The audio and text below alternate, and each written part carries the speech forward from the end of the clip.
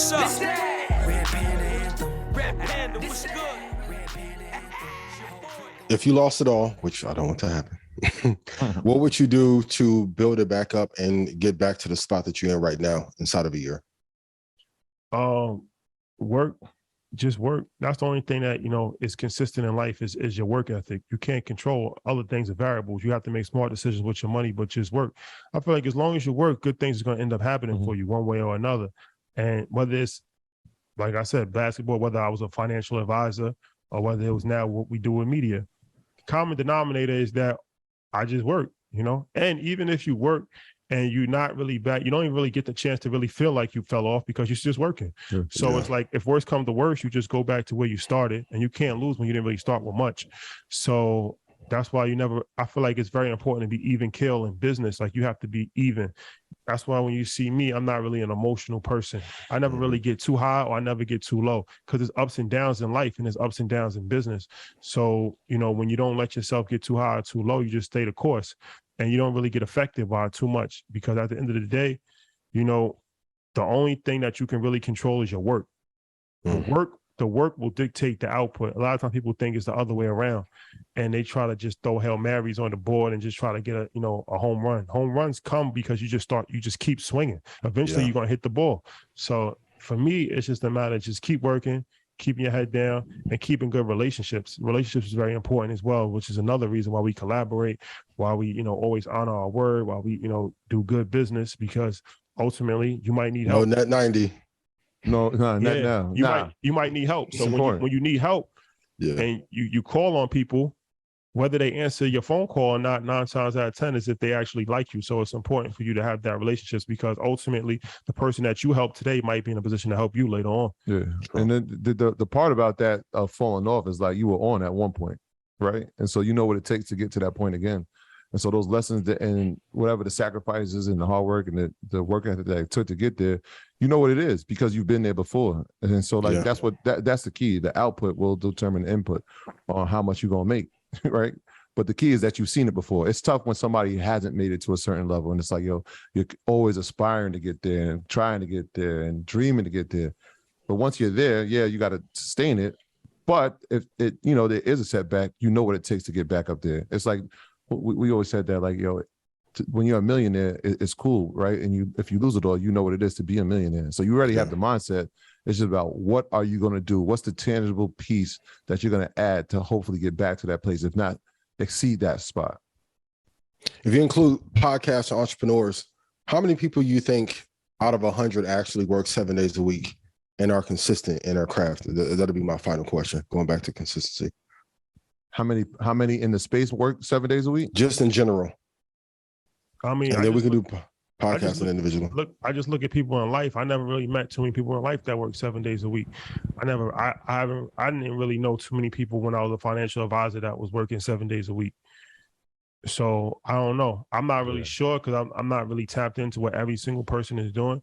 But I just know, like, I kind of have a suspicion that there's not a lot. Do you think 10%? Maybe less. I would say less than that. Maybe less. Yeah. So, because you got to remember, a lot of the people, and that's not all, but a lot of people come in as talent, right? And so when you're talent, you come in and you do your work and you leave, and the rest of the work is done by somebody else. Ours is a little different, right? Because we're the talent, but we're the owners of a company. Yeah, exactly. We're owners of a few companies, and so there's always something that has to be that's going on. And so maybe there's something that's not, a high priority in this business, but there is like 2 or 3 in these other businesses. So there's always something going on. But a lot of people come in as talent, and then they figure out the business, and they're like, oh, I want to have ownership. And so it's 2 different things. Yeah. And the last thing that I'll say, I seen you had asked about the biggest opportunities in the media space over the next 5 years. The word media is very important, and it's important when you start, and we talk about podcasting and different things of that nature, but you have to understand social media, the biggest part of that people discredit is media. This is actually media. This is a form of media. This is the new form of media. It's the most prevalent and most relevant and most important form of media. Media is extremely important to society, has always been extremely important to society, and has always been very lucrative as well. So, like, even a lot of times, like, sometimes people will say, well, what business do you guys have? Y'all just do a podcast. And that's an uneducated viewpoint on it, because it's like, no, we actually started a media company. So that's like asking Ted Turner, what business do you have? You just have CNN. That wouldn't make any sense, right? You wouldn't ask Rupert Murdoch, what business do you have? You just have Fox News. Yep. Like, that's not an intelligent way to go about it.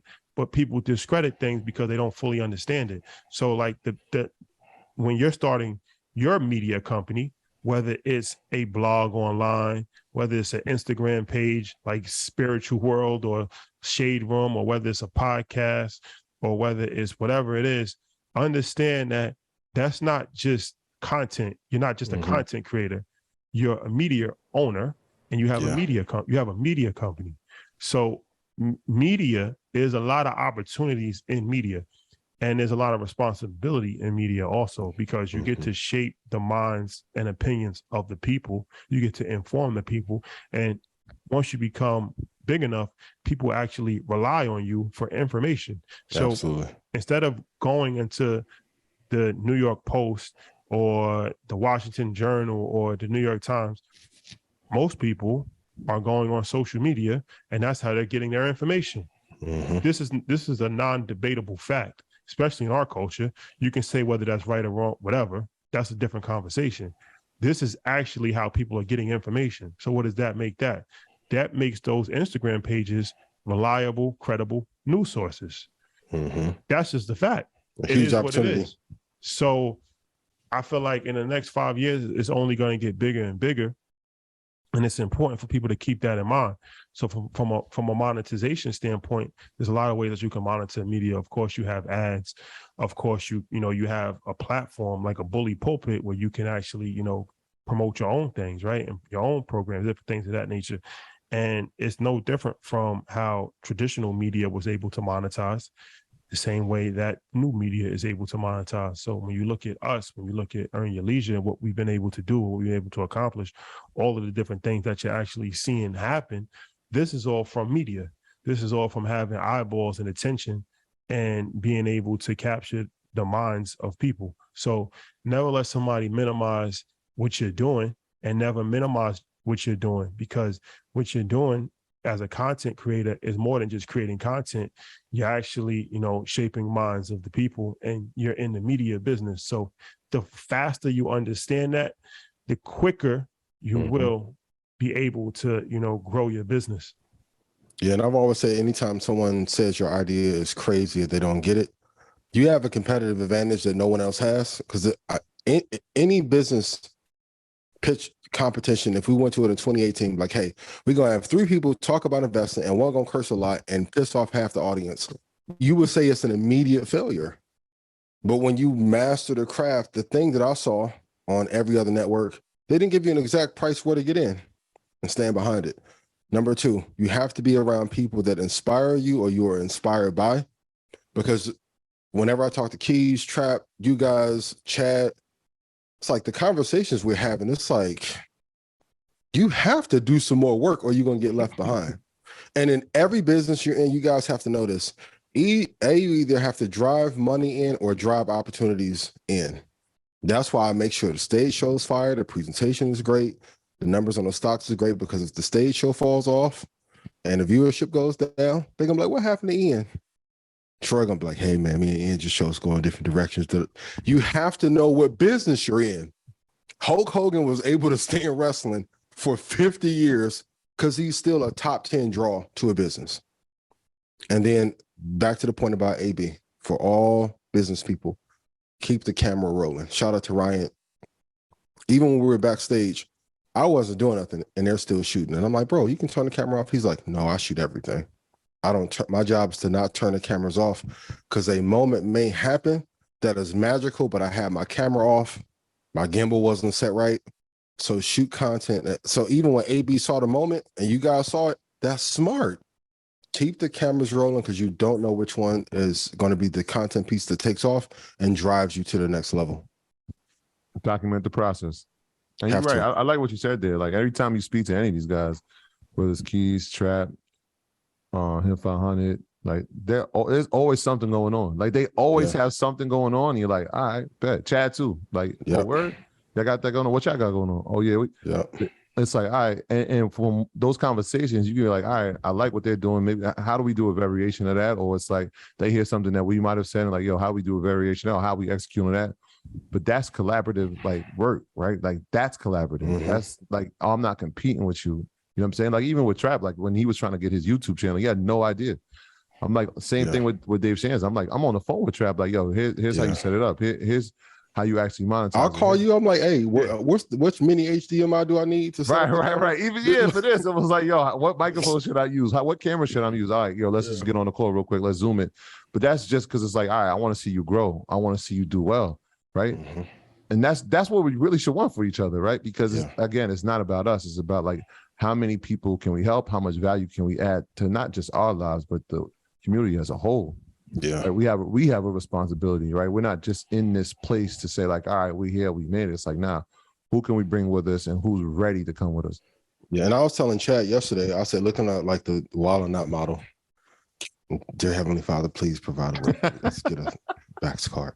But I was telling Chad, I'm like, 85 EYL, me, Trap, Button, Charlemagne. I said, if we all sat down and did a show for a year, like what would we haven't even really collaborated at scale yet. So I tell the audience, like when you're building your thing and you're coming to InvestFest, like shout out to people like Mike, he'll come to every event. Mike is smart. He's building trust without selling. Yeah, he'll wear his brand, but Michael engage in so many conversations. It's like by the time he launches something, it's like, oh yeah, I'll see him at every event. And if we're doing an event for free and you can come network, same with Janet, same with Mark. I'm like, yo, just take advantage of it. But when you start to really put these big forces together, and set match. Yeah. And Apple, and going back to tech, Apple, Amazon, Google all have very big media divisions. The more eyeballs you can draw in, the better.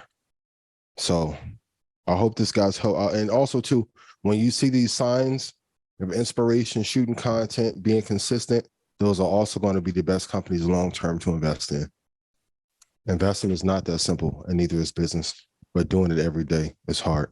This that Red Panda Anthem. Ian, what's up? This that Red Panda Anthem. Red Panda, what's good? Red Panda Anthem. Your boy going up.